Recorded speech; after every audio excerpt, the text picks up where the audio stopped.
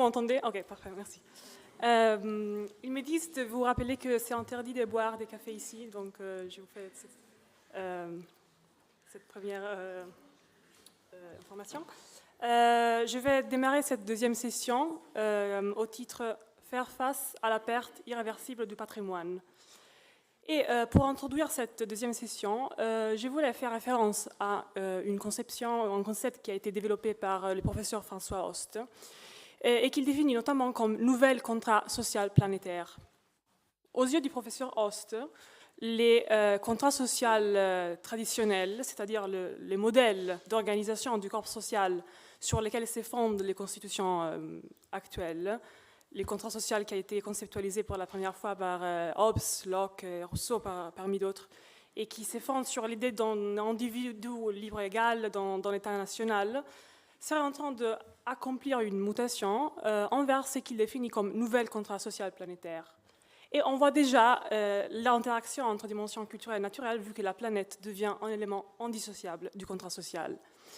Un des axes principaux sur lesquels s'effondrerait cette mutation serait une nouvelle approche au temps de la part du corps social. C'est-à-dire que si les contrats sociaux traditionnels s'effondrent sur l'idée du présent, donc des Liketnung, les nouvelles contrats sociaux planétaires commenceraient à prendre en compte l'avenir dans sa sphère. Et cette considération implique que les ressources qui sont à disposition actuellement, les ressources aussi bien culturelles que naturelles, doivent être également accessibles aux générations futures. D'où la possibilité de concevoir, envisager une approche unitaire au patrimoine culturel et naturel dans une logique d'équité intergénérationnelle. Et en ce sens, ce sont ces deux éternités, et je cite une phrase de Diderot que j'ai découverte dans l'ouvrage du professeur Schnapp, ce sont ces deux éternités, donc la succession des générations et l'éternité de la nature, qui doivent être protégées face à la perte, au risque de la perte irréversible du patrimoine.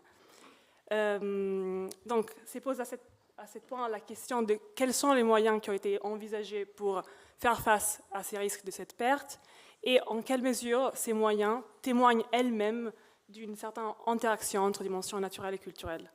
Donc, je vous présente les intervenants, notamment le professeur Alain Schnapp. Après avoir obtenu le titre de docteur en histoire, il est devenu professeur d'archéologie à l'Université Paris-Panthéon-Sorbonne, ancien directeur général de l'Institut national d'histoire de l'art. Il est auteur d'un récent ouvrage monumental sur l'histoire universelle des ruines. Le professeur Laurent Néret, après avoir obtenu le titre de docteur en droit privé, il est devenu professeur de droit privé à l'Université de Versailles et d'Artois. Il est actuellement le président du cabinet du président du Conseil constitutionnel, Laurent Fabius, depuis 2018. Et il a dédié sa vie à la recherche en matière de droit de l'environnement, de la responsabilité climatique et du préjudice écologique. Je vous laisse la parole. Merci, donc merci d'être là, merci à ceux qui ont organisé cette rencontre, et merci à M. Néret qui s'est prêté à un certain nombre d'échanges qui nous ont permis de définir nos sujets. Je vais assez rapidement, dans une vingtaine de minutes, parcourir avec vous un chemin historique qui est celui du sentiment de la perte et du danger qui sourd de la destruction, du rapport qu'il est nécessaire d'établir avec les ruines quand tout s'en est allé, quand la catastrophe a tout digéré. Il reste quand même quelque chose, et ce quelque chose, pour le construire, ce sont les ruines. Mais ces ruines ne sont pas à donner, il faut les construire. Donc, dans un premier temps, je vais vous citer quelques textes qui démontrent l'angoisse que provoque la chute des villes quand elle est associée à celle de la fuite des dieux qui laissent les cités abandonnées de Mésopotamie ou d'Israël. Le second est lié au sens des traces. Ce sens des traces, il naît justement de l'observation du sol et de la tentative de reconstitution du passé. Et cela débouche, ce sera mon troisième point, sur ce que j'appelle l'éthique des ruines, c'est-à-dire qu'on construit les ruines pour entendre ce qui s'est passé, pour essayer de sauver ce qui peut l'être, en payant à la fois un tribut au patrimoine local et à ce qui serait, et ce qui a été abondamment présenté ce matin, un patrimoine universel. C'est ce que vous avez entendu il y a une minute sur le concept de double éternité qui était si cher à Diderot. La lutte entre la mémoire et l'oubli, je la retrouve dans un texte magnifique de Joseph Roth, qui est le fameux auteur autrichien de La Marche de Radetzky, qui est un des phares de l'intelligence européenne entre les deux guerres, et qui a couvert pour un journal berlinois l'actualité française. Et il a écrit une série de descriptions des villes du littoral, et en particulier d'Arles. Et ce qui est plaisant dans ce texte de Joseph Roth, c'est quand il vous dit que la ville entière a quelque chose de la fraîche et ancienne sérénité d'un cloître et doit beaucoup au principe végétatif et à la sérénité du marbre. Et donc c'est cette association entre l'un et l'autre qui sont la part de l'émergence d'une ruine qui n'est pas seulement monumentale. L'histoire ne se construit pas seulement sur des progrès, je dirais, mais parfois sur des retours en arrière. Le petit texte que vous avez sous les yeux est celui d'un savant allemand émigré en 1933 à Princeton, William Escher, qui est considéré comme un des meilleurs spécialistes des ruines de Rome à l'époque médiévale. Mais regardez ce que dit sa définition. Les ruines, telles que nous voulons les entendre, sont des documents historiques et intellectuels. Une terre sans histoire ne peut donc laisser aucune ruine. Nous devons en conclure, il n'y a pas de ruine africaine, car il n'y a pas d'histoire africaine, qui par une nécessité interne s'emploierait à fournir aux générations futures une valeur unique et bien documentée. Donc cet ethnocentrisme, vous l'avez sans doute entendu il y a quelques années quand une déclaration de Dakar du président Sarkozy défrayait la chronique. Donc nous sommes à un au-delà qui est le lien que nous tissons entre ce qui est très loin, ce qui est très proche, dans le temps ou dans l'espace. Regardez par exemple dans le monde mésopotamien. Vous voyez ces inscriptions sur des petites terres cuites, et vous avez en gros une inscription en paléo-acadien de la fin du 3e millénaire, du début du 2e millénaire. Et puis ensuite, tout en bas, sur votre droite,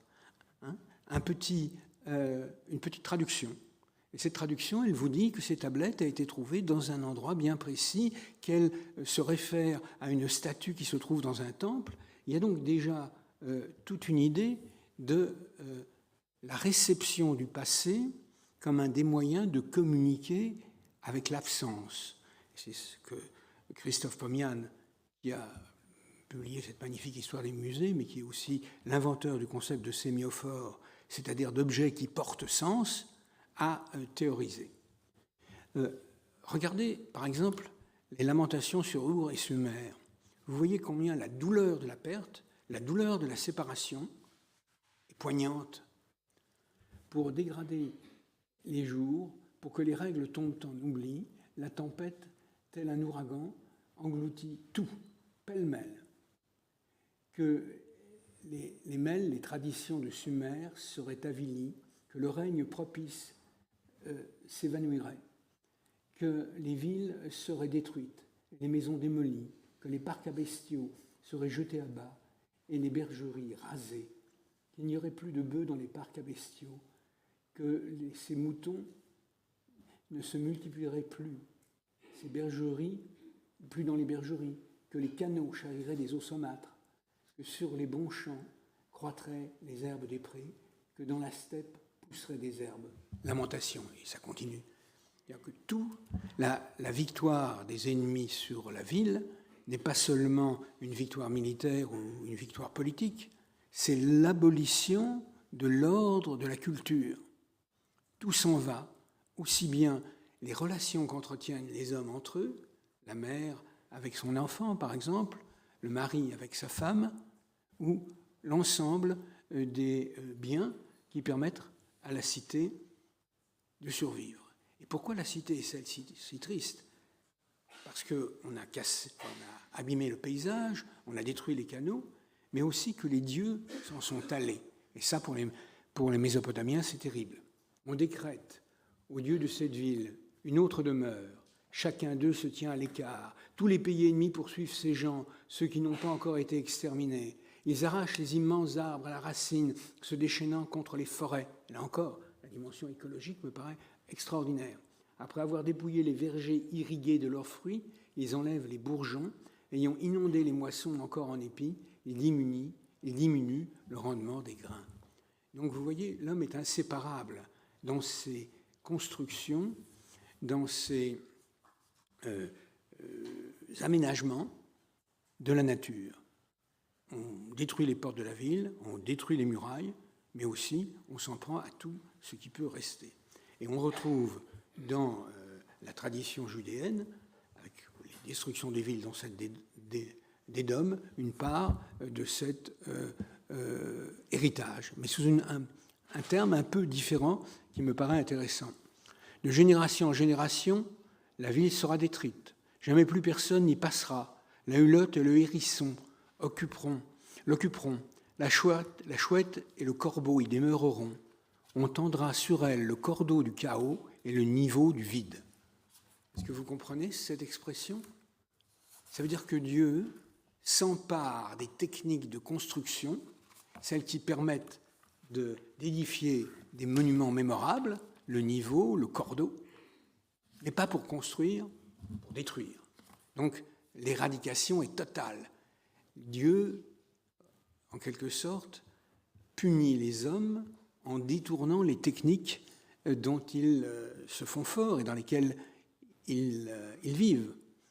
Les satyres y habiteront, donc c'est vraiment le retour à la nature atroce, à la sauvagerie. Tous ces chefs seront réduits à rien. Dans ces plaies monteront les ronces, dans ces forteresses les orties et les épines. Elle sera un séjour de chacal, un parc à autruches, etc. Donc vous voyez que l'idée de la relation intime entre le passé des hommes et leur présent, entre ce passé entendu comme une communion entre les créations architecturales et l'espace, eh bien, c'est vraiment ce qu'il y a au début du sentiment de la perte, ou du sentiment de l'oubli, de celui de la destruction. Et donc, regardez dans la tradition chrétienne, par exemple, vous savez, quand on regarde tout ce qui se passe dans la Palestine et la Judée, il y a une idée de christianiser ces paysages qui sont à l'origine des paysages de la Bible ou des Mésopotamiens, donc judéens ou mésopotamiens. Et Paulin de Nol, un des pères de l'Église, a cette réflexion à propos de la basilique de l'Ascension qui doit nous faire méditer. Dans la basilique de l'Ascension, ce lieu seul d'où le Seigneur s'éleva dans un nuage et d'où il prit captive dans sa chair notre propre captivité, aucun marbre ou pavement n'a jamais tenu.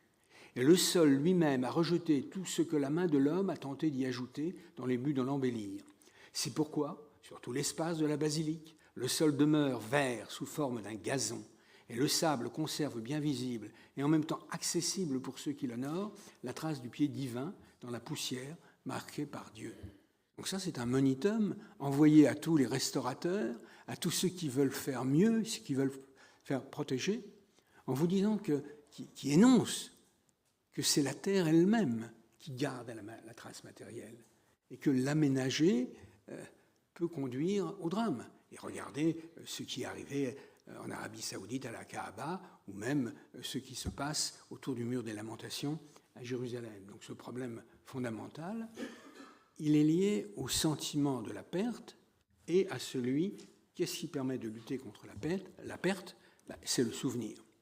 Et si vous allez en Chine, donc je vous fais un parcours qui n'est pas normé, au XIe siècle, vous trouvez sous la plume d'un érudit des réflexions qui sont exactement celles des précurseurs de la notion de patrimoine en Europe au XVIIe siècle, celle de Cassiano del Pozzo ou celle de Nicolas Fabri de Peiresc ou de leurs émules scandinaves ou britanniques. Ouyang Xiu est donc écrit ceci en préface à un de ces grands catalogues d'inscriptions. Craignant que les copier, les inscriptions directement, puissent générer des erreurs, j'ai décidé de monter les estampages eux-mêmes et de les relier ensemble. La collection est classée selon un ordre qui lui est propre et non selon la date d'origine de chaque inscription. Du fait qu'il existe autant de pièces et que je continue d'en acquérir de nouvelles, j'insère chacune d'entre elles dans la compilation en suivant son ordre d'arrivée. Si vous regardez la préface par le comte de Caylus de son manuel d'Antiquité, il dit exactement la même chose, à quelques siècles de distance et à quelques milliers de kilomètres. Donc cette idée qu'il faut privilégier la transmission, c'est l'une des voies, je dirais, du métier de conservateur qui vous réunit ici, mais c'est une des voies du respect moral et intellectuel qu'il faut dédier aux vestiges du passé. Regardez cette réflexion qui semble à nouveau annoncer l'ère des collectionneurs. Sachant qu'une collection aussi large que celle-là est destinée à être dispersée, j'ai sélectionné les informations essentielles qui concernent les inscriptions et je les ai intégrées dans un catalogue séparé de colophons où j'ai enregistré les faits qu'ils contiennent, et qui peuvent être utiles à corriger la tradition textuelle historique. Mon seul espoir est qu'il puisse être transmis aux érudits du futur comme une contribution au savoir. En quelque sorte, ce texte dit s'il faut s'y résigner, tout disparaîtra un jour. Mais ce qui ne disparaît pas, c'est l'effort de curiosité et l'effort technique qui permet de maintenir la mémoire. Et ce qui est extraordinaire, c'est que ce texte fait penser au fameux texte de Diderot, auquel vous faisiez allusion tout à l'heure, quand Diderot dit « Qu'est-ce qu'une ruine ? Je regarde le temps qui passe, je vois l'éternité, je vois mon temps passer. » Eh bien, Ouyang Xiu fait allusion à sa propre expérience. Quand j'étais enfant, j'avais une copie de cette inscription grâce à laquelle je m'exerçais à la calligraphie. À cette époque, la gravure était complète et en excellentes conditions. 20 ans plus tard, quand j'obtins cette copie, les caractères gravés étaient gravement détériorés et incomplets à ce qu'on voit ici. Ému par le fait que toutes les choses matérielles sont promises à une ruine finale, et réalisant que même la pierre et le métal, malgré toute leur solidité, ne sont pas éternels, je décidai de collecter et de relever les inscriptions qui nous sont parvenues des temps anciens. Donc, la protection du patrimoine, ce n'est pas seulement la curiosité, c'est le respect qu'on lui voue. Et vous trouvez ce poème que je n'ai pas le temps de commenter, mais d'Ozone, donc un poète latin mais gaulois, et qui dit « Qui repose ici, Marius, Marcius ou Metellus ?» Personne ne peut le savoir, à des lettres certaines. Les lettres arrachées gisent, leurs lignes mutilées, et dans la confusion des caractères, tout sens a disparu. Donc, la relation au passé, c'est un effort d'éthique et un effort d'intelligence. Et Lucrèce l'a peut-être exprimé mieux que quiconque quand il conclut son fameux poème par ce fiat mundi confusa ruina. Le monde ne sera plus qu'une ruine confuse. On a beau essayer de ralentir la destruction des choses, il en restera quelque chose. Et pour rester sur une note un peu plus optimiste quand même, et pas vous désespérer, je vais vous présenter 2 ou 3 citations de l'homme qui a dominé l'esthétique des ruines en Occident et qui est Chateaubriand. Des peuplades de l'Orénoque n'existent plus. Il n'est resté de leur dialecte qu'une douzaine de mots prononcés dans la cime des arbres par des perroquets redevenus libres, comme la grive d'Agrippine gazouillait des mots grecs sur les balustrades des palais de Rome. Donc même si les hommes ne s'occupent pas de transmettre, la nature elle-même peut transmettre. Et Chateaubriand l'exprime d'une façon qui me paraît très convaincante. Il y a 2 sortes de ruines, l'une ouvrage du temps, l'autre ouvrage des hommes. Les premières n'ont rien de désagréable parce que la nature travaille auprès des arts, la nature auprès des arts. Font-ils des décombres, elle y sème des fleurs, en trouvera-t-il un tombeau, elle y place le nid d'une colombe, sans cesse occupée à reproduire, elle enveloppe la mort des plus douces illusions de la vie. Et on pourrait continuer longtemps dans ce train de Chateaubriand. Mais j'étais en Chine, je vous emmenais en Chine il y a quelques minutes, et bien nous voilà au Caire, au XIIe siècle. Et c'est la réflexion d'un médecin, al-Baghdadi, sur à quoi servent les pyramides. Et quand il réfléchit à ces pyramides, et bien là encore, on a l'impression qu'il a lu Ouyang Xiu et que même il annonce Péresque ou Montfaucon. En effet, quand on se livre à de profondes réflexions sur la construction des pyramides, on est forcé de reconnaître que les plus grands génies y ont prodigué toutes leurs combinaisons, que les esprits les plus subtils y ont épuisé les efforts, que les âmes les mieux éclairées ont employé avec une sorte de profusion en faveur de ces édifices tous les talents qu'elles possédaient et qu'elles pouvaient appliquer à leur construction, et que la plus savante théorie de la géométrie a fait usage de toutes ces ressources pour les édifier. Cette idée qu'il y a quelque chose dans les ruines qui les transcende, elle est si forte que vous la retrouvez exprimée chez Diderot, qui s'élève contre notre culte des ruines. Une autre chose qui ajouterait encore à l'effet des ruines, c'est une forte image de la vicissitude. Et ces puissants de la terre qui croyaient bâtir pour l'éternité, qui se sont fait de si superbes demeures et qui les destinaient dans leur folle pensée à une suite ininterrompue de descendants, héritiers de leur nom, de leur titre, de leur opulence, il ne reste que leurs travaux, de leurs énormes dépenses, de leur grande vie, vue que des débris qui servent d'asile à la partie la plus indigente, la plus malheureuse de l'espèce humaine. Ça, c'est l'apparition de la critique sociale des ruines qui rejoint l'éthique des ruines. Et pour terminer un clin d'œil, Louis-Sébastien Mercier, des plus brillants polémistes du XVIIIe siècle, qui s'en prend aux architectes. L'être le plus dangereux pour le gouvernement est donc un architecte, pour peu qu'il ait un transport au cerveau. Et tout monarque ami de son peuple doit regarder un tel artiste comme spoliateur du trésor royal et des deniers de ses sujets. Les rois, enfin, n'ont point de plus grands ennemis, ce sont les architectes de Louis XIV qui ont tué sa gloire. Et je vous laisse méditer cela, et M. Néret va vous apporter d'autres éléments pour l'intelligence de cette question de la destruction.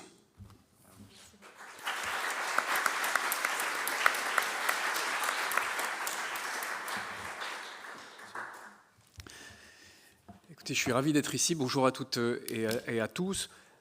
C'est très courageux aux organisateurs d'inviter un juriste, professeur de droit. Je vais tenter, même si j'ai apporté un code ici, n'ayez pas peur de ne pas vous faire une litanie de lecture d'articles. Ce qui me semble utile, c'est pas tant de vous asséner de dispositions juridiques sur la question de la prise en compte de la perte en matière environnementale par le droit. Je voudrais en fait, et c'est pour ça que j'ai accepté d'être ici, et amitié avec Vincent Négri, et j'ai été ravi d'échanger avec le professeur Schnapp pour préparer ce moment. Mon idée était un peu de croiser à la fois le droit en mouvement et puis l'expérience personnelle qui est la mienne, non pas pour faire du centrisme, mais l'expérience personnelle de chercheur, parce que j'ai pu assister à la transformation de la prise en compte des atteintes à l'environnement, des atteintes au vivant par le droit. En 1999, j'inscris mon sujet de thèse sur la réparation du préjudice. Et un peu comme le photographe qui n'a pas prévu la scène qui va se dérouler devant lui et qui va faire un cliché qui le suivra ensuite toute sa vie, dont il devra épouser la cause finalement. Et voilà ce qui m'arrive en 1999. Je viens d'inscrire ce sujet de thèse. Et un pétrolier affrété par le groupe Total, qui s'appelle l'Erika, sombre au large des côtes bretonnes, quelques jours avant Noël. Le jour de Noël, le matin de Noël, toutes les chaînes de télévision, on regarde encore la télévision à cette époque, eh bien, montrent des scènes de désolation. Les côtes françaises sont souillées par du pétrole lourd, du pétrole brut, et c'est toute une nation qui pleure. Vous voyez les maires des petites communes qui pleurent, vous voyez les enfants, vous voyez des personnes qui viennent de toute la France pour tenter de nettoyer ces plages. Le moment n'est pas anecdotique, ce jour de Noël, aussi parce que on est au large du rail d'Ouessant et que c'est une période de tempête. Pourquoi je vous raconte cette histoire ?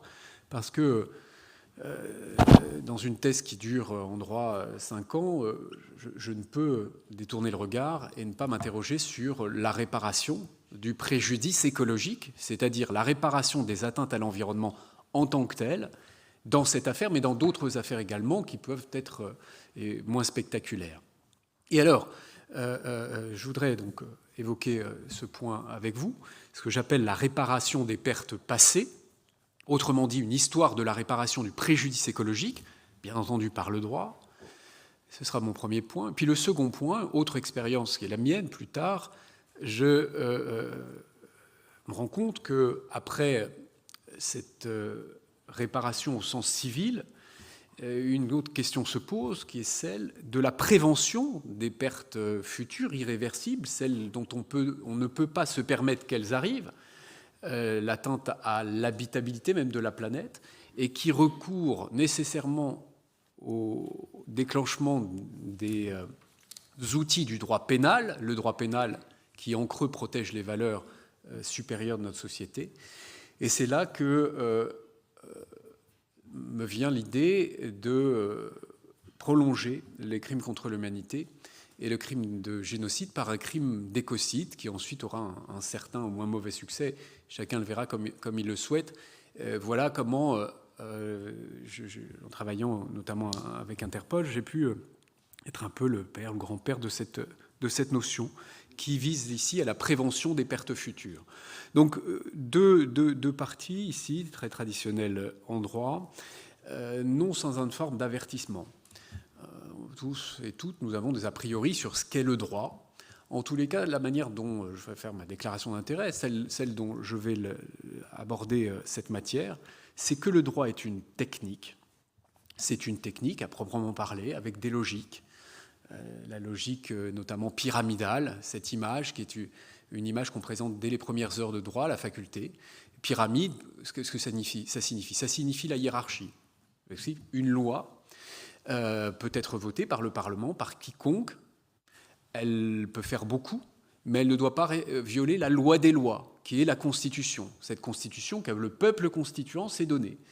Par exemple, vous ne pouvez pas remettre en cause la forme républicaine de notre nation. Et pour ça, il y a un gardien qui est juste à côté, au Palais Royal, le Conseil constitutionnel, si la ligne est rouge est franchie.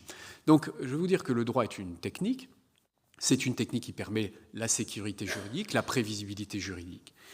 On peut être d'accord ou pas, mais en tous les cas, c'est un premier point. Mais le droit est également une éthique, c'est-à-dire qu'il est porteur d'un certain nombre de valeurs, parce que c'est une science humaine et sociale qui, bien entendu, ne vit pas d'une manière, dans l'Empire céleste, détachée des réalités contextuelles, sociales, culturelles. Et on parlera aussi beaucoup du modèle de la nature qui peut être variable dans le monde occidental ou dans d'autres sociétés de populations autochtones ou bien dans d'autres régions du monde. Et ce sera important, je voudrais vous dire, et c'est l'aspect relativiste qui peut être le mien, mais un relativisme universalisé, c'est-à-dire que le relativisme, sous couvert d'avoir aussi des valeurs universelles, la valeur universelle étant la protection des intérêts fondamentaux, notamment l'intérêt fondamental de la préservation du vivant et de sa pérennité. Donc, voilà un premier point. Alors, j'évoquerai à chaque fois ces questions de valeur, et quand on est juriste et qu'on fait du droit de l'environnement, on ne peut pas ne pas travailler sur la dimension philosophique, sociologique, économique. Et très tôt, dans les travaux sur le préjudice écologique, je n'ai pu ne pas travailler et constituer des équipes dans lesquelles il y avait un économiste, des anthropologues, des philosophes, et des juristes, des praticiens, des juristes aussi de différentes régions du monde. Alors, sur la réparation des pertes passées, la tradition du droit, c'est que le droit implique une responsabilité tournée vers le passé. Le droit regarde le passé et il prend en compte ce passé de différentes manières. En tous les cas, le préjudice en est une. On répare le préjudice depuis toujours, depuis d'ailleurs la loi du talion, qui est une loi qu'on présente souvent comme une loi injuste, mais en réalité c'est un gain de justice, parce que œil pour œil, dent pour dent, c'est un gain de justice parce qu'il y a une proportionnalité entre la perte et la réparation. Auparavant, les lois injustes et les lois iniques, c'est qui vole un œuf vole un bœuf, et alors là, la peine de mort ou la main tranchée. Donc il y a une forme de progrès. Alors, dans cette question du préjudice écologique, en France, avant le naufrage de l'Erika, il n'y a pas de prise en compte des atteintes à l'environnement pour elles-mêmes. Je m'explique. Lorsqu'il y a une pollution, il y a eu l'affaire de la Moco-Cadiz, par exemple, d'autres pollutions maritimes, mais aussi d'autres pollutions industrielles. Et dans ce cas, c'est seulement les atteintes économiques comme les pertes économiques liées au fait qu'un restaurateur n'a pas pu pendant un certain nombre de mois pratiquer sa profession, des pertes économiques liées au fait que les pêcheurs n'ont pu également vendre leur pêche, la perte d'image de marque également. Donc là, on est davantage dans un préjudice qu'on peut qualifier de moral. La perte de l'image de marque d'une région qui va aussi avoir une chute de la fréquentation pendant un certain nombre de mois. Et puis vous pouvez aussi avoir le préjudice moral des associations. Je me souviens, pendant ma thèse, il y avait une seule décision de justice à citer. Aujourd'hui, on en a beaucoup plus. C'est l'affaire dite du balbuzard pêcheur, où une association de défense des oiseaux avait pu obtenir un préjudice moral, une somme d'argent pour la destruction du balbuzard pêcheur que l'on voit en réserve de Scandola en Corse, qui avait été tué par un braconnier illégalement. Donc, on est en 1999, le préjudice écologique n'est pas réparé.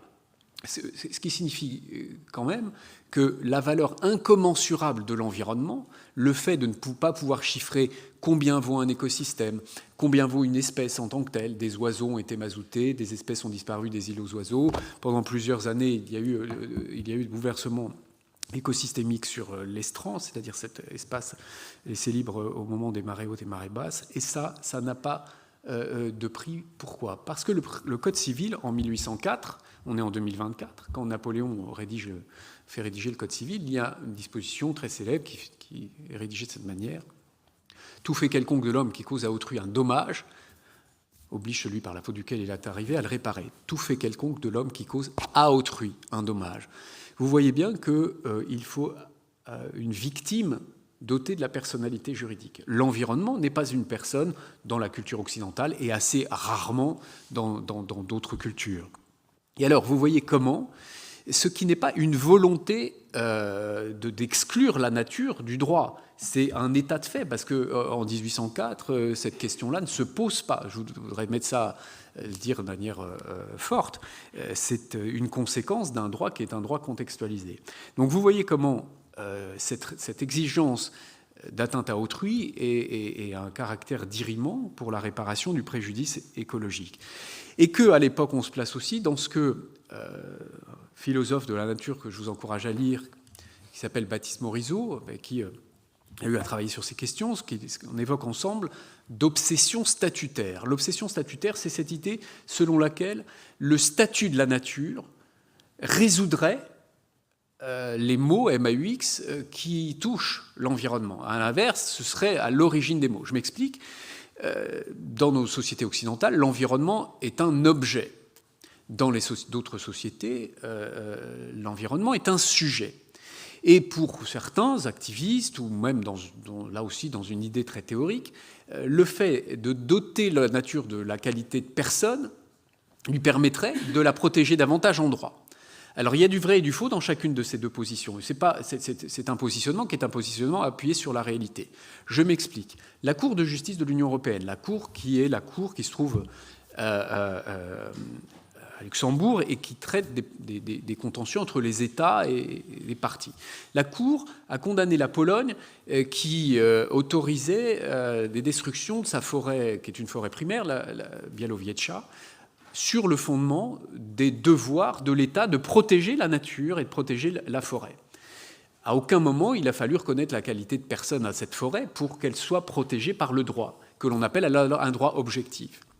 À l'inverse, en Équateur, dans la constitution équatorienne, la Pachamama, la nature est reconnue sujet de droit. Beaucoup d'activistes disent qu'il faudrait faire la même chose en Occident, on préserverait mieux la nature.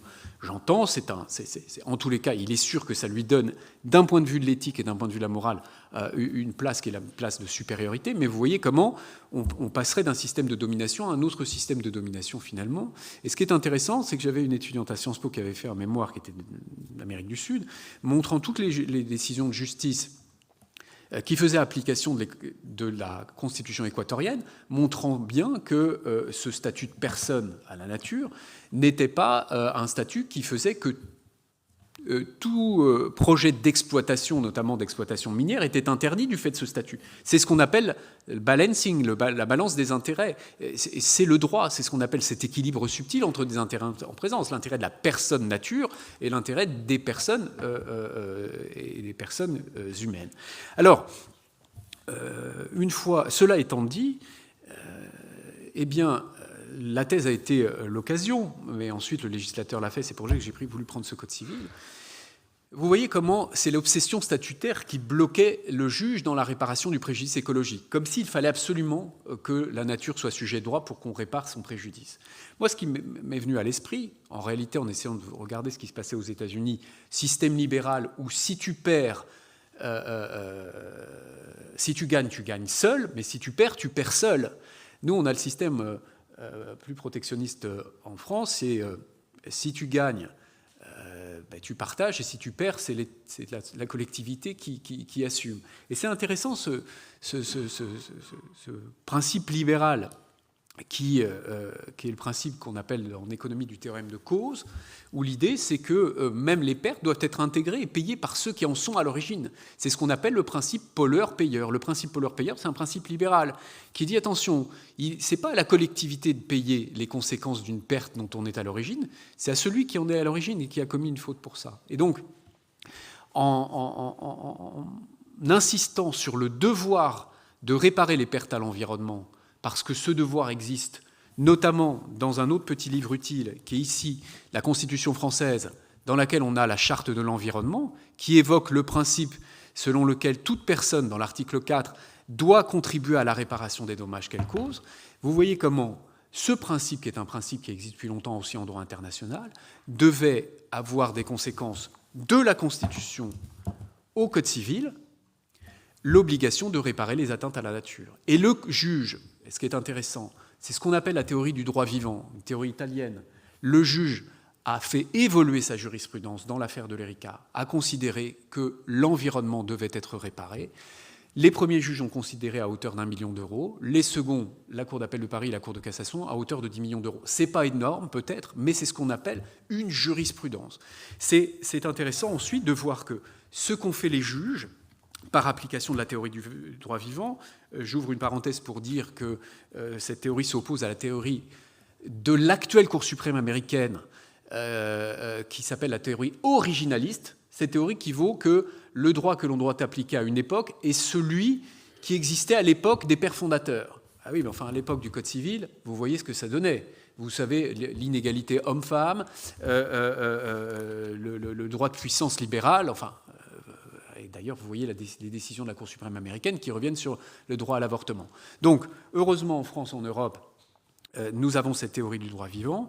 Et une fois que les juges ont permis la réparation du préjudice écologique, quelque chose d'assez empirique, il fallait se demander, et c'est pour ça qu'un groupe de travail était constitué pour rédiger de nouveaux articles du Code civil. Donc ce code qui date de 1804 a été amendé en 2016 avec un chapitre spécifique sur la réparation du préjudice écologique, où là, il a fallu répondre à un certain nombre de questions. Qui peut demander réparation du préjudice écologique ? Toute personne, une personne qui a un intérêt tout de même. Il faut toujours éviter en droit les excès. Qu'est-ce qu'un préjudice écologique ? Comment on le répare ? Et là, je vous dirais juste, quand on a travaillé avec d'autres, évidemment, pas seul, à la rédaction de ces articles, personnellement, il faut bien avoir à l'esprit que c'est la force du droit des catastrophes. Ces articles, j'en parlais tout à l'heure à certains d'entre vous, ces articles ont été possibles parce qu'il y a eu la catastrophe de l'Erika. Parce que des politiques de tous bords, on utilise beaucoup le terme transpartisan aujourd'hui, ont voulu ces articles parce qu'ils ont été touchés dans leur commune. Et ce qui me frappe, c'est que, à l'image du droit international de sauvetage en mer, qui a été créé à la suite de la catastrophe du Titanic, à l'image aussi de ce droit du préjudice écologique lié à la catastrophe de l'Erika, on a des articles modernes. Ce sont les articles les plus modernes dans le monde, dans le Code civil, pour réparer ce préjudice. D'autres n'ont pas réussi à le faire, aussi parce qu'ils n'ont pas eu ce contexte-là. Et il a fallu tenter d'organiser ce droit, et notamment dire qu'est-ce que l'on répare, une perte irréversible. Parce que, je citerai ici Malraux dans les Conquérants, Malraux évoque ce caractère incommensurable. La vie ne vaut rien, mais rien ne vaut la vie. C'est devenu une chanson de Souchon ensuite. Et elle est très intéressante parce que ça me renvoie à tout ce que j'entends ici, cette valeur de patrimoine. Alors, dans le titre ici, on parle beaucoup de l'irréversible. Comment évaluer l'incommensurable? Et je peux vous dire que les opposants au préjudice écologique avaient un argument tout trouvé pour dire mais comment on va évaluer le prêt de la nature? C'est inévaluable. Et donc comme c'est inévaluable, ne le prenons pas en compte et ne le réparons pas. Alors là, moi, ça me heurtait beaucoup parce que j'utilisais beaucoup, quand on était auditionné à l'Assemblée nationale, l'argument suivant.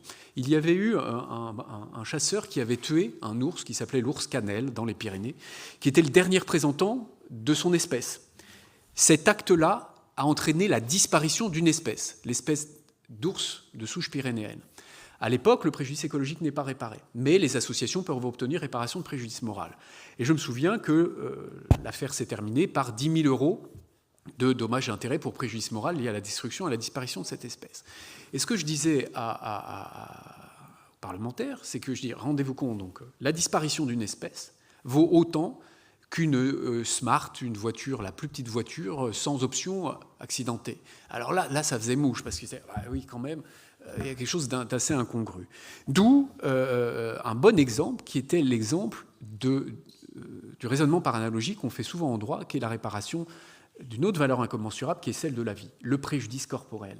On répare le préjudice corporel, alors qu'une vie, je perds un proche, je perds un bras, je perds un membre, ça n'a pas de valeur. Souvent on dit mais je veux pas d'argent, j'ai perdu un proche dans un accident ou à la suite d'une opération. Et oui, mais avec le temps, pour des raisons à la fois aussi expressives de dire que ça ne peut pas ne rien coûter, on a fixé des barèmes liés à l'invalidité ou à la capacité, et on a aussi fixé des barèmes liés à la perte d'une vie. Est-ce que c'est frappant, choquant? En même temps, ça permet aussi de dire que la faute ne reste pas impunie. Voilà pour la réparation du préjudice écologique. Alors depuis, c'était 2016, depuis des tribunaux spéciaux ont été créés en France, récemment, il y a 2 ans, avec des spécialistes, ils peuvent s'adjoindre des scientifiques pour établir ce que c'est que ce patrimoine environnemental. C'est encore un droit en construction, en fait, c'est pas simple, il n'y a pas de raz-de-marée devant les juges. Pourquoi? Parce que c'est très pointu, et puis qu'il n'y a pas tous les jours des catastrophes comme celle de l'Erika. En fait, il y a beaucoup, ce qui fait l'océan des préjudices écologiques, ce sont des petites pollutions. Des pollutions de l'air, des pollutions des sols et des eaux par des installations classées. Vous avez cette usine Lubrizol, par exemple, au nord de Paris, il était question. Alors, une fois arrivé à cette question de la réparation du passé, venait cette idée où j'avais lu une phrase d'un rapport d'Interpol qui était, c'est la deuxième partie, que la criminalité environnementale, les trafics d'espèces, les trafics de déchets, c'était la 4e criminalité organisée après les trafics de drogue, de la contrefaçon et le trafic des êtres humains. Et ça rapportait beaucoup, mais ça coûtait peu en droit. Et vous voyez, c'était peut-être un autre levier, d'où cette idée de créer avec des journalistes. Là, c'est le chercheur qui s'appuie sur la force de la médiatisation pour obtenir une conscientisation de l'intérêt de la destruction de la planète, avec quelque chose qui pouvait être assez anecdotique quand même par rapport à toutes les destructions environnementales légales. C'est ça qui est intéressant. Mais le légal, si vous voulez, interpelle peu nos sociétés. Alors qu'une destruction illégale, des crimes organisés et des criminalités croisées par des terroristes, par exemple, voilà ce qui pouvait intéresser. D'où le groupe Ecocide. Nous avions rendu un rapport au ministre de la Justice et une série dans le monde, Ecocide était née. Ce qui m'intéresse avec cette question de l'écocide, oikos, la maison, kaedere, c'est tuer la maison. C'est cette idée selon laquelle il faut envisager une responsabilité tournée vers le futur et ne même pas se permettre, s'autoriser que l'écocide survienne. Quelle est la force de l'incrimination de génocide à la suite des jugements de Nuremberg? C'est la valeur expressive du droit pénal, c'est qu'en creux, le droit pénal montre l'interdit absolu qui portait atteinte à la dignité humaine. Et le fait de le nommer, c'est essentiel. Ça me fait penser aussi que quand des scientifiques ont annoncé qu'ils étaient capables de jouer avec le patrimoine génétique, et notamment de créer des clones, on a créé le crime d'eugénisme. Il y a un crime d'eugénisme dans le code pénal, et il y a un crime également qui est un crime de clonage reproductif, qui est un crime qui peut être prescriptible ou le crime imprescriptible, on parle aussi du rapport du temps ici avec le droit, eh bien, ce crime existe alors qu'il n'a jamais eu à être appliqué. Mais le fait qu'il existe est essentiel pour montrer l'interdit d'une société. Alors l'écocide est à la fois transspécifique, il porte atteinte à la relation entre l'humain et le reste du vivant, transspatial parce que global, des atteintes à l'environnement, comme par exemple en Ukraine, le barrage de Krakowka qui entraîne cette rupture du barrage avec des dommages qui touchent ensuite les pays avoisinants. Il est transgénérationnel parce que les générations futures qui sont sur place vont avoir des conséquences sur la pollution des sols et des eaux, et j'en passe. Et donc cette idée d'écocide pourrait être un nouveau crime international qui serait consacré notamment en marge du statut de la Cour pénale internationale et en fait serait la prolongation de la multiplication des droits de l'homme à l'environnement. Vous entendez beaucoup parler d'affaires en justice dans tous les pays, d'affaires climatique. La Cour européenne des droits de l'homme récemment a rendu une affaire à propos des aînés suisses, des femmes suisses qui avaient poursuivi leur pays parce que l'ambition du pays était insuffisante. Eh bien, ce qui est intéressant, c'est que le droit de l'homme n'est plus un droit seulement anthropocentré.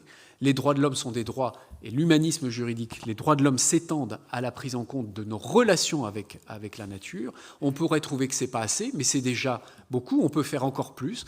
Mais en l'état, il y a de plus en plus d'utilisation de ces droits de l'homme. Le Conseil constitutionnel, notamment, s'est appuyé en France sur la Constitution pour déclarer que le patrimoine commun des êtres humains qu'est l'environnement nécessite que ceux qui font les lois prennent en compte ce patrimoine commun des êtres humains et le prennent en compte également vis-à-vis des générations futures. Aujourd'hui, quand une loi est votée au Parlement, elle doit vérifier que l'environnement est protégé non seulement ici, mais aussi ailleurs. Je m'explique, il est interdit d'exporter des produits qui seraient interdits en France, mais autorisés en Afrique, par exemple, parce que moins cher, parce que l'environnement est un patrimoine commun, et donc ça c'est une protection qui est une protection extraterritoriale, et puis aussi la protection des générations futures qui doit être appréhendée parce que c'est notre obligation.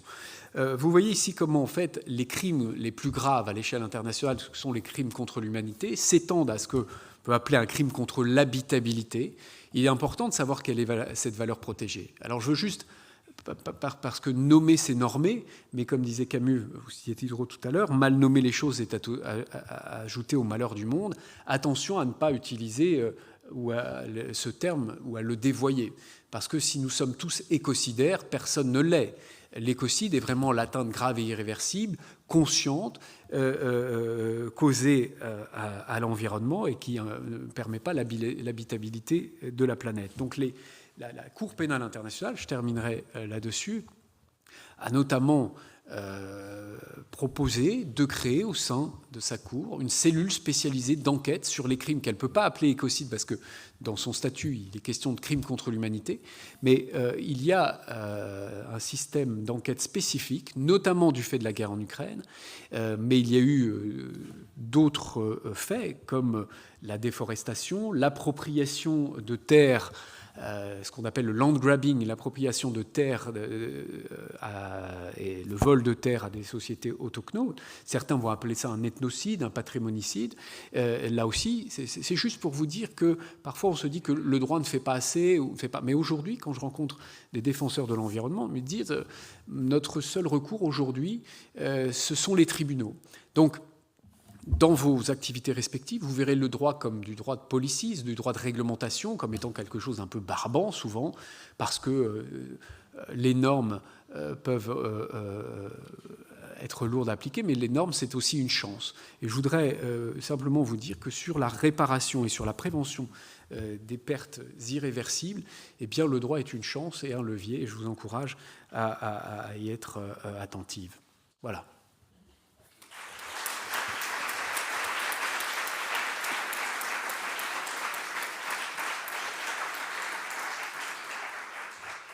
Merci beaucoup pour ces interventions. On laisse alors la parole pour qui on a des questions. Donc, Une question là. Pour qui veut intervenir? Une dame là-bas.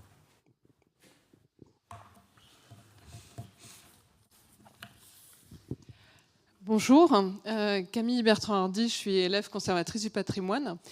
Monsieur Néret, vous avez cité Baptiste Morisot qui a pensé le concept du vivant. C'était aussi un terme du titre de votre thèse. Aussi, je voudrais vous poser cette question. Comment, d'un point de vue juridique, peut-on penser le vivant qui n'est ni vraiment objet, ni vraiment sujet, mais bien plutôt pris dans des relations écosystémiques ? Oui. Écoutez, cet enjeu-là part d'un a priori qui est aussi l'a priori qu'il n'est pas forcément nécessaire de définir en droit de manière précise. Et donc, vous l'avez dit, finalement, le vivant, ce sont les écosystèmes, les fonctions des écosystèmes et les relations entre elles et entre eux. Et alors, de tout temps, le droit a pu faire sans définir précisément. Si je dis ça, c'est que je rebondis en fait, parce que j'entends dans votre question les réactions de juristes traditionnalistes, c'est-à-dire ceux qui sont pas les plus allants, et qui pourraient dire, comme ce n'est pas définissable, ça doit rester en dehors du droit. Pourquoi ? Parce que le droit a besoin de sécurité. Mais ce qu'on apprend en première année de droit, par exemple, c'est que la coutume, c'est une source du droit, ce qu'on appelle le droit coutumier. Oui, mais on apprend aussi aux étudiants que la coutume, c'est une pratique qui s'est reproduite avec le temps, mais on ne peut pas dater le moment où on saute d'une règle, qui c'est une règle commune, à une règle coutumière obligatoire. Il n'y a pas un saut dans le temps daté à tel moment précis. Et donc, ce que j'évoque souvent, c'est que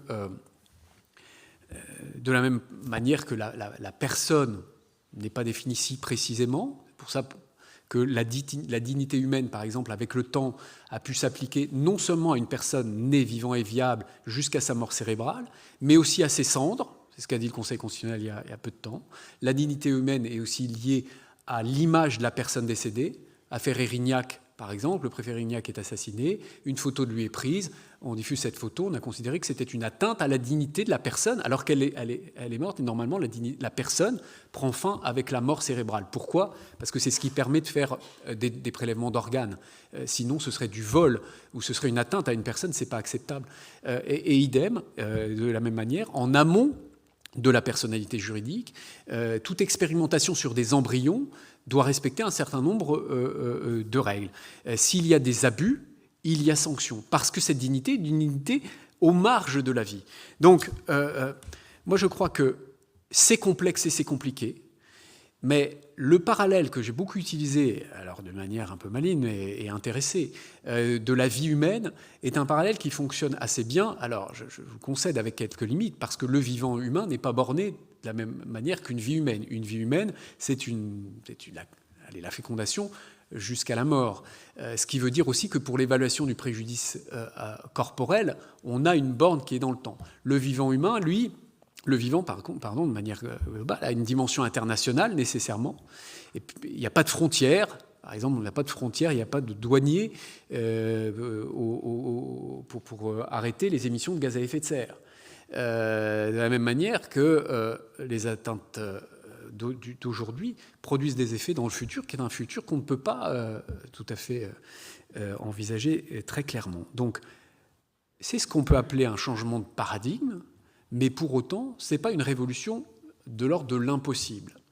C'est la raison pour laquelle il faut avancer subtilement, avec modestie. C'est pourquoi parfois l'enfer est teinté de bonnes intentions. Quand j'entends certains, de manière véhémente, qui disent il faut absolument dire que le vivant est sujet de droit, sinon nous commettons toutes des écocides. Et c'est que dire ça, en fait, ça mène à beaucoup d'opposition. Et pendant ce temps-là, on ne fait pas avancer le droit. C'est pour ça que les décisions de justice, je vous encourage tous à lire un résumé de la décision de la Cour européenne des droits de l'homme, rendue le mois dernier, à propos de l'affaire des aînés suisses. Parce que clairement, elle utilise le mot patrimoine, génération future, l'environnement, les relations entre les générations.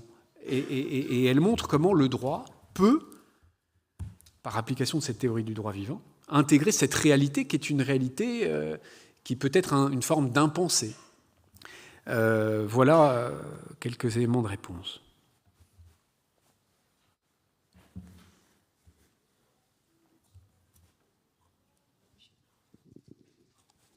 Alors, j'ai une question, je ne suis pas sûre qu'elle sera très très claire, mais je vous préviens. Donc, c'est pour faire un peu le lien entre vos deux communications, entre l'aspect ruine, donc vestiges archéologiques, et on sait que la nature reprend toujours ses droits, c'est le cas de le dire.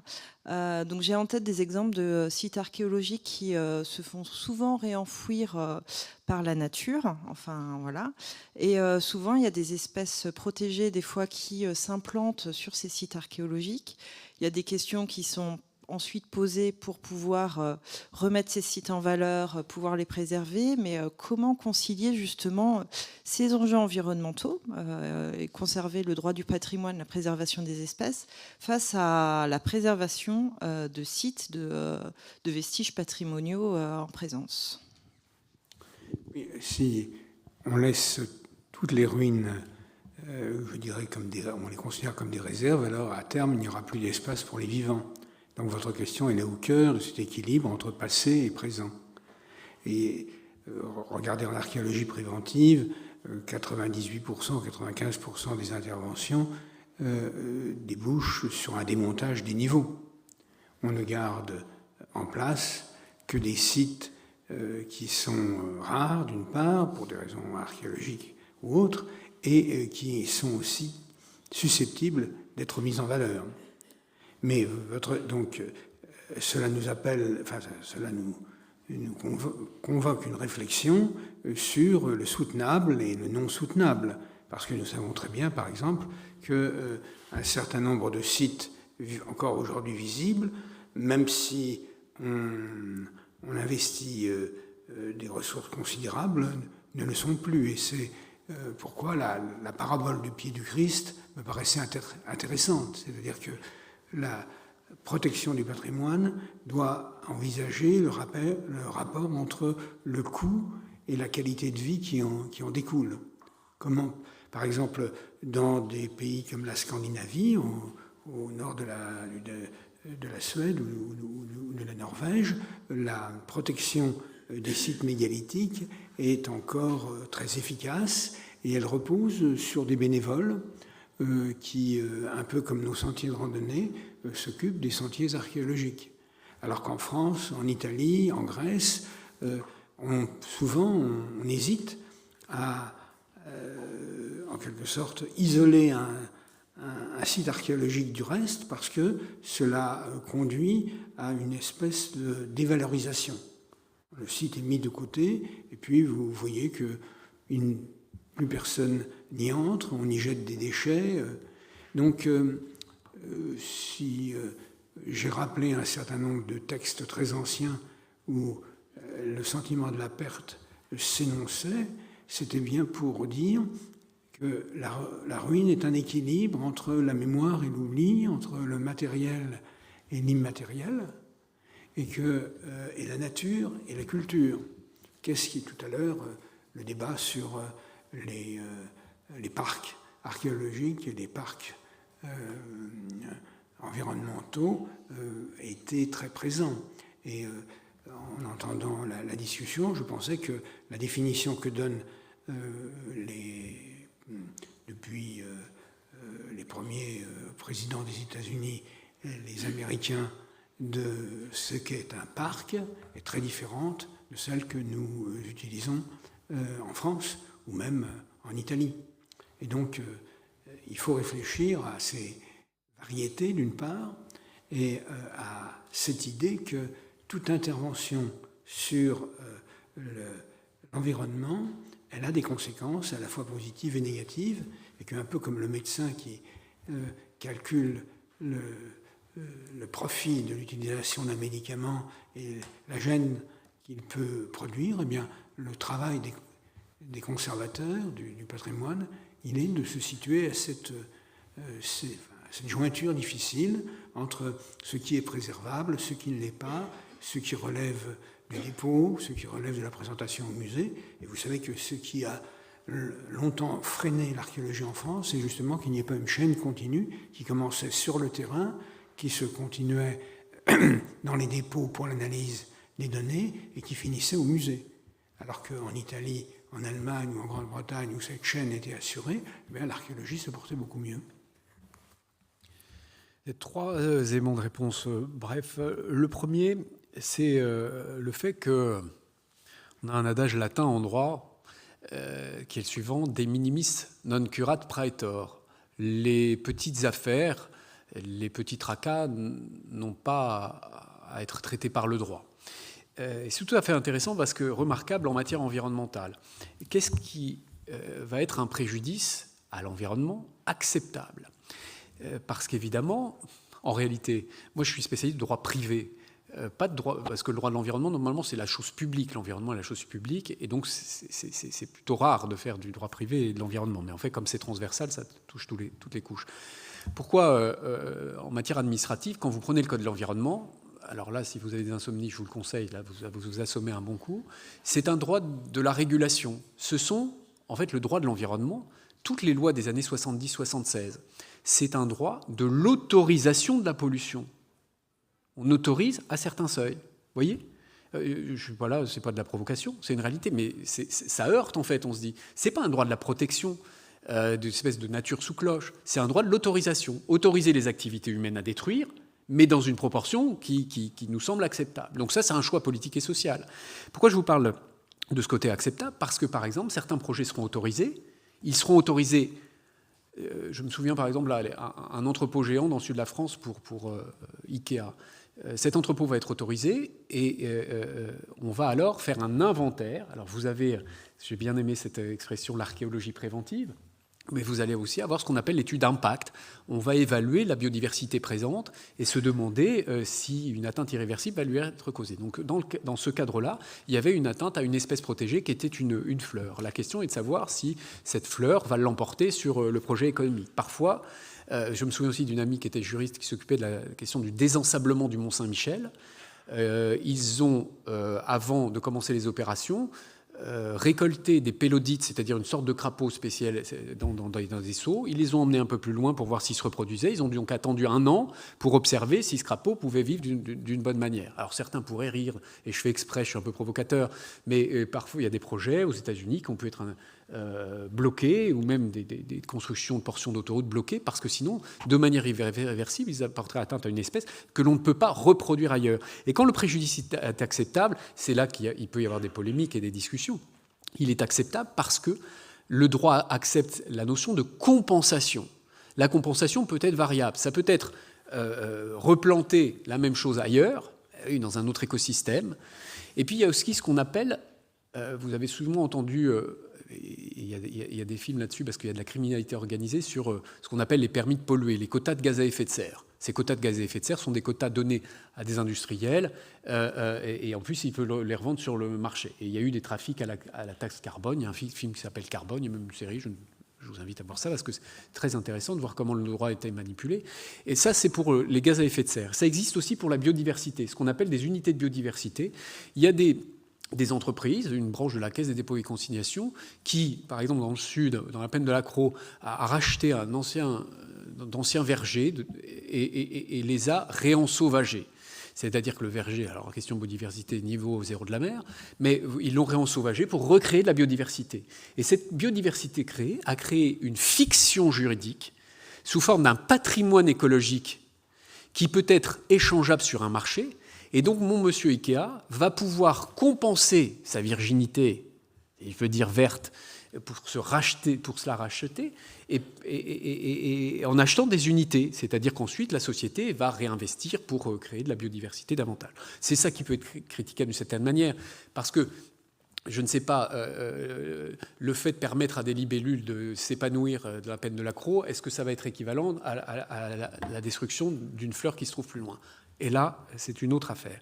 Deuxième question, deuxième point, donc là, pour ces pertes compensées, c'est comment définir en droit l'acceptable ou l'inacceptable. Et quand on rédigeait les articles du Code civil, il y avait cette question, le préjudice écologique, il est défini. à l'article 1247 du Code civil comme étant une atteinte non négligeable aux éléments, aux fonctions des écosystèmes et aux bénéfices tirés par l'homme de l'environnement. Une atteinte non négligeable. À titre personnel, j'étais contre un adjectif. Est-ce qu'en droit, on précise que l'atteinte doit être négligeable, non négligeable, et surtout, moi, je ne sais pas le définir. Mais alors, c'est pour vous montrer aussi la force de la politique. Je me souviens de ma grande amie Mireille Delmas-Marty, dont je vous invite à lire tous ses ouvrages sur ces questions, qui était professeure au Collège de France et membre de l'Académie. Mireille me disait, vous savez, quand on est juriste et quand on est chercheur, il ne faut pas penser qu'au purisme et à la pureté d'un texte. Il faut voir aussi la force politique, et la force de la politique, c'est un compromis. Et alors, dans les différentes commissions auxquelles on appartenait, certains membres de la commission, c'était les représentants des entreprises, avaient voulu qu'on rédige le texte initialement en disant une atteinte grave. Alors, atteinte grave, c'est sacrément grave. Ça veut vraiment dire, là, pour le coup, vous ne réparez pas grand-chose. Parce que dans le droit, quand on qualifie de grave, on peut vous dire que beaucoup de choses passent à la trappe. Bref, c'est ce qu'il avait emporté. Mais devant l'Assemblée nationale, je me souviens, on m'auditionne et me dit, alors, monsieur Néret, je dis, moi, je suis contre un adjectif, donc je suis favorable à le supprimer. Mais ils me disent, oui, mais quand même, le Sénat voudrait grave, mais nous, grave, nous semble trop grave. Alors, je leur dis, vous savez, on a ce qu'on appelle, vous connaissez ça en droit, la théorie dite des troubles anormaux du voisinage. Bon, alors je dis, vous savez, les troubles anormaux du voisinage, vous pouvez peut-être mettre le terme anormal, on ne sait pas trop ce que ça veut dire, mais anormal a l'air d'être un peu moins grave que grave. Alors là encore, mais non, monsieur le professeur, anormal, c'est encore trop grave. Bon, et vous savez comme quoi, ça tient à pas grand-chose. Je me souviens du juge dans l'affaire de l'Erika qui avait dit, bon, les atteintes à l'environnement ici qui ont été constatées étaient des atteintes non négligeables. Aussi pour répondre par anticipation à une critique qui serait de dire, ah mais alors mon brave monsieur, ce matin j'ai pris mon vélo, pourtant vous voyez, et puis j'ai écrasé des insectes et donc je peux être poursuivi pour préjudice écologique du fait de la pratique du vélo. Enfin vous voyez, on marche sur la tête, c'est une histoire de fou. Eh bien vous voyez comment non négligeable est rentré ici dans le droit, juste pour des raisons d'équilibre politique, pour sentir quand même que, attention, vivre, c'est porter atteinte à la nature, mais pourtant, on ne peut pas aller devant un tribunal pour toutes ces atteintes. Et alors, vous disiez aussi, la nature reprend ses droits. Et oui, mais avant qu'elle reprenne ses droits, le préjudice a existé et il faut aussi le prendre en compte. Je terminerai sur un point qui est ce point-là. Dans toutes les affaires que l'on observe, le mieux connaître le patrimoine environnemental, c'est mieux le protéger et mieux le réparer. Alors vous, ça fait partie, c'est pour ça que j'ai accepté d'être là, évidemment, sous ces inventaires, et pour être dans des bâtiments magnifiques au Palais Royal, et pour avoir la chance d'avoir du mobilier national, des œuvres également présentes, heureusement qu'il y a un inventaire, parce qu'il y a une époque, si vous voulez, quand les cabinets passaient et partaient, ils ne partaient pas tout seuls. Vous voyez, la petite statuette ou la jolie horloge, elle serait bien aussi sur ma cheminée. Bref, caricature, mais tout de même, bien connaître et bien inventorier, ça permet, le jour où il y a un coup de torchon, le jour où il y a un trouble ou un dommage, de mieux protéger, d'avoir une réactivité sur la manière de prendre en compte ce préjudice. Par exemple, et dans ces affaires de pollution, c'est d'être capable, par exemple, de prélever un certain nombre d'éléments de biodiversité pour aller les protéger ailleurs, peut-être, et les réintroduire ensuite. Donc je voulais profiter de ce que pour vous, ça fait partie de cet ADN, mais que dans les sciences de l'environnement et du vivant, à l'échelle locale, ces inventaires sont parfois partiels sûrement, parce que c'est souvent les entreprises qui payent les inventaires des environnements qui les environnent, qui les entourent. Et c'est pour ça qu'il y a beaucoup d'associations. Par exemple, vous savez que le préjudice écologique a été reconnu dans l'affaire de l'Erika. Il y avait une seule association qui le demandait au début. Et elles se battaient entre elles. Elles en voulaient à la Ligue de protection des oiseaux. C'est la LPO qui fait un inventaire très précis et qui voulait la réparation de ce préjudice. Et je me souviens, la plus grande menace que j'ai reçue, et pas celle de Total quand je proposais ces réparations, c'était celle d'une association de protection de l'environnement. On me disait, vous allez siphonner les dommages et intérêts qu'on obtient pour préjudice moral, parce que si le juge donne à la nature, il ne nous donnera plus à nous pour préjudice moral. Bon, beaucoup de choses étaient dites. Ce qui vous montre bien que le manichéisme, dans cette affaire, n'existe pas. Moi, je poserai une question, s'il n'y en a pas d'autres. Je voulais aborder la question du moment où les ruines peuvent constituer elles-mêmes une attente à l'environnement. notamment dans la question de la pollution de l'espace extra-atmosphérique par les débris spatiaux. Et je voulais notamment demander au professeur Schnapp quelle place ces débris pourraient avoir dans la réflexion universelle des ruines, c'est-à-dire il n'y a pas évidemment une interaction entre la nature au sens où vous l'avez décrit, parce que dans les vides, et de l'autre côté, je demanderai au professeur Néret comment on peut concevoir cette pollution, vu qu'il ne s'agit pas d'une dégradation, mais d'un encombrement, et est-ce qu'il y a une habitabilité qui doit être protégée dans les vides extra-atmosphériques? Alors, c'est toujours une question d'équilibre. Avant, il y a les ruines, bien sûr, mais il y a les décombres aussi. Ça, vous venez d'employer le terme, ce sont des décombres. Ils pourraient devenir des ruines si l'exploration de l'espace se développait et on organisait des genres d'urbanettes pour voir cela, mais on en est encore loin. Mais vous posez une question décisive, c'est-à-dire que les champs de compétences patrimoniaux ne cessent de s'élargir. Et je pense que pour éviter que l'espace soit pollué, et de plus en plus, il faudrait une convention internationale comme celle pour les pôles, qui interdit des activités industrielles au pôle sud. Et donc, il y a eu, pendant un certain temps, une espèce de réserve des grandes puissances vis-à-vis justement de la colonisation de l'espace, et là, on y va directement, avec l'idée de stations sur la Lune, et surtout, comme vous venez de le dire, tous ces engins qui ne sont pas réutilisables, qui continuent à tourner autour de la Terre et qui, immanquablement, créeront des accidents. Donc, on est exactement à la fois au cœur épistémologique de la distinction entre ce qui est ruine et ce qui ne l'est pas, et au cœur juridique dont Laurent Néret va nous parler. Oui, en 2 minutes, c'est drôle parce que quand j'étais en thèse, je me souviens d'un matin où on nous appelle en urgence en nous disant des gens de l'Agence spatiale européenne sont là cet après-midi et ils sont là pour distribuer des financements. Il faut leur proposer des choses sur la question de la pollution de l'espace. Alors autant dire que je ne connaissais absolument rien. Alors j'ai parlé de préjudices écologiques extra-atmosphériques, des élucubrations. Et en réalité, en travaillant pendant quelques heures, ce qui est intéressant aussi, c'est, je voudrais vous dire ça du fait de l'expérience, être chercheur ou dans nos métiers, de se laisser happer par une actualité qui peut être la première ensuite de cas plus fréquents. Et donc, ce qui était intéressant, c'est que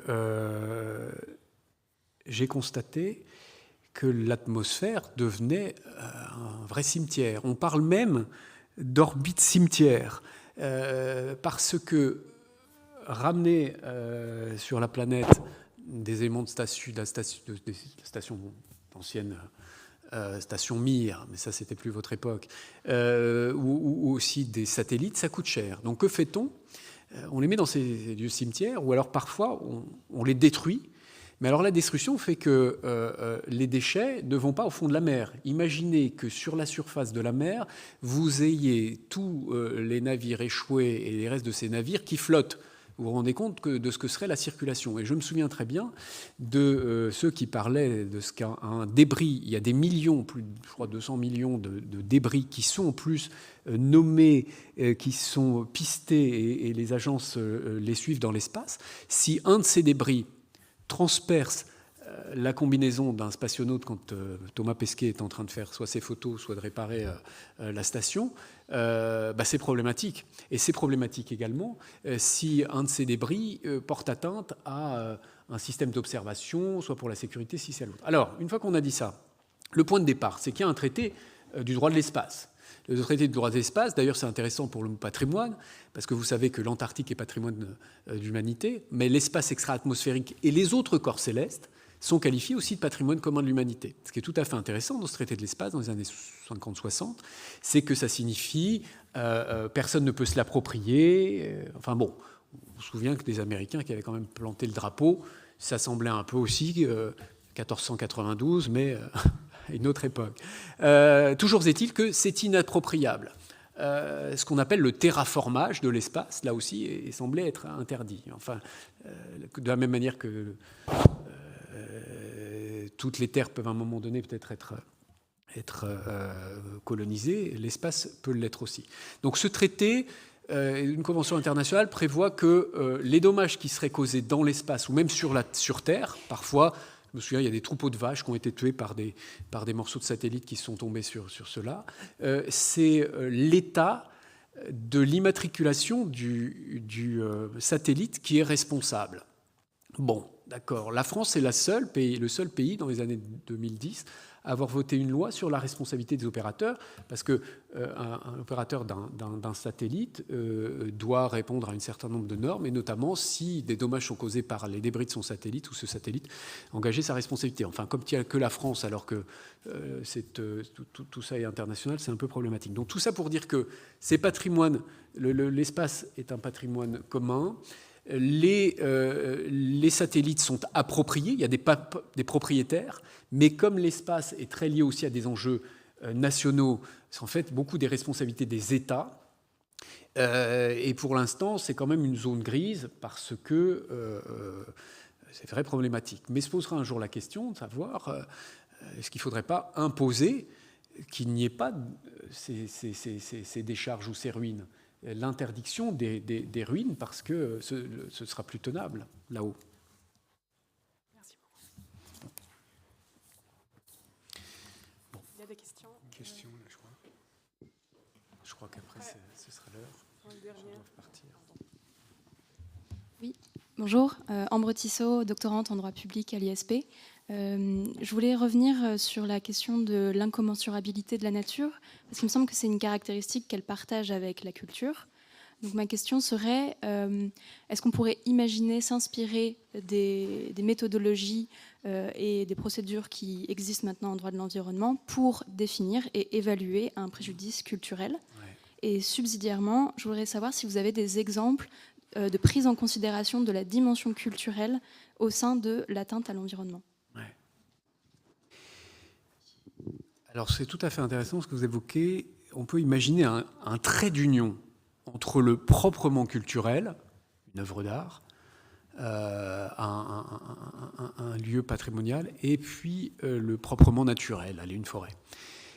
Ce trait d'union, c'est le patrimoine culturel immatériel. La Convention de l'UNESCO qui protège le patrimoine culturel immatériel le protège également quand ce patrimoine culturel immatériel relève de la biodiversité, des savoirs ancestraux autour du sacré lié à la nature. Alors, exemple. Je prends toujours l'exemple du pire, parce que le patrimoine culturel,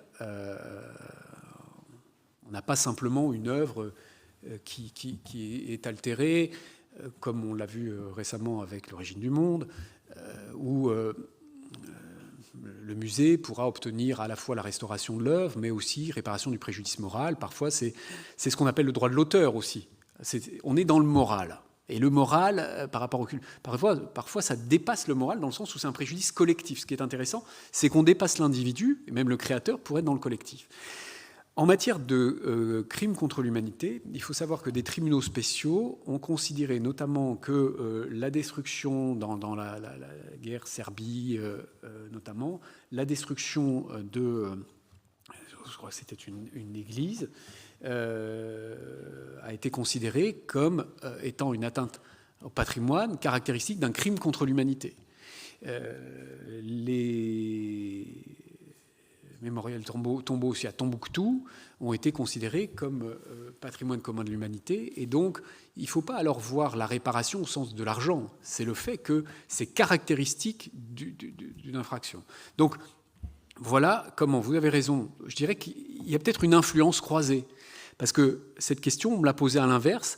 Avant que, par exemple, les atteintes à l'habitabilité puissent devenir un écocide, on me disait, mais regardez, à partir du moment où le crime contre l'humanité n'est pas seulement la destruction ou l'avilissement d'une population humaine, mais aussi l'atteinte à un patrimoine culturel, je ne sais plus si c'était une église ou une mosquée, pour tout vous dire, dans la guerre en ex-Yougoslavie, ou bien dans les fameux tombeaux dont je parlais, pourquoi pas l'imaginer pour un patrimoine naturel ? Donc ça marche dans les deux cas. parce que ça relève du collectif, ça relève du commun, commons évidemment, et ça relève, comme vous le dites, de l'incommensurable. Mais ça suppose, pour que le droit passe, de dépasser l'idée que la réparation, et ça on a beaucoup à apprendre de populations ancestrales ou autochtones, la réparation ne doit pas être seulement envisagée comme de l'argent. Je me souviens en Nouvelle-Calédonie, je terminerai ici, en Nouvelle-Calédonie, ce n'était pas un procès, mais c'était une transaction entre une société d'exploitation de nickel et les populations kanaks, autochtones, qui avaient considéré que l'exploitation qui avait entraîné des fuites de produits chimiques dans le lagon et porté atteinte à des figures ancestrales et sacrées, des figures liées aux requins, par exemple, et puis il y a aussi la destruction d'une partie de la pollution de la forêt. La réparation portait par une réparation de l'ordre du sacré, avec le fait d'ériger un totem, le fait de construire une maison de la culture kanak sur une durée de 30 ans, pendant laquelle la culture pourrait passer. Et ça me fait penser à un discours en préparation, là. J'ai beaucoup aimé ce que vous évoquiez sur la mémoire, l'oubli. Vous savez que le 10 juillet 1940, 80 parlementaires ont résisté, ont refusé de voter les pleins pouvoirs au régime de Pétain. Voilà, donc je dois préparer un discours sur cette question. Et donc ça m'intéressait beaucoup. Et donc je retrouvais Simone Veil qui disait « Je n'aime pas l'expression devoir de mémoire. En revanche, nous avons un devoir d'éduquer sur le passé pour mieux comprendre le présent. » Et je trouve que dans ce qu'on est en train de se dire, la question de l'éducation, dans la forme de réparation, peut être quelque chose de stimulant et d'intéressant. Et donc on est là pour ça. Merci beaucoup. Je crois qu'on a terminé le temps, donc on va arrêter cette session. Et je vous remercie beaucoup encore pour vos interventions. Et merci à vous.